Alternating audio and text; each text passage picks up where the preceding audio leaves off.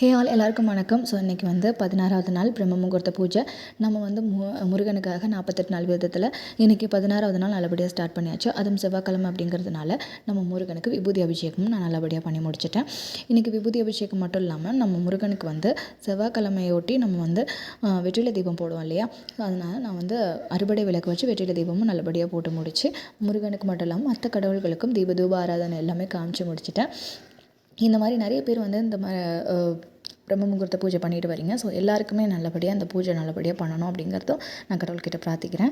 So இந்த மாதிரி விஷயங்கள் பண்ணும்போது நமக்கு ஒரு நல்ல ஒரு குட் வைப்ஸ் வந்து க்ரியேட் ஆகும். ஸோ இந்த மாதிரி காலையில் எழுந்திரிச்சு பண்ணுறது ரொம்பவே நல்லதாகவும் இருக்குது. ஸோ இதை கண்டினியூ பண்ணி பாருங்கள். எல்லாருக்குமே வந்து நிறைய விஷயங்கள் சேஞ்சஸ் தெரியும். நம்ம லைஃப்பில் நல்ல ஒரு விஷயமும் சேஞ்சஸ் வரும்.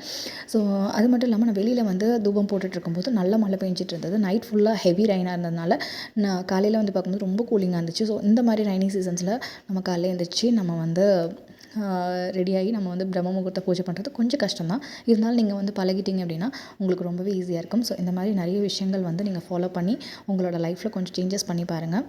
ரொம்பவே நல்லாயிருக்கும். ஸோ இந்த மாதிரி நாளைக்கு ஒரு வீடியோஸில் பார்க்கலாம். பாய்.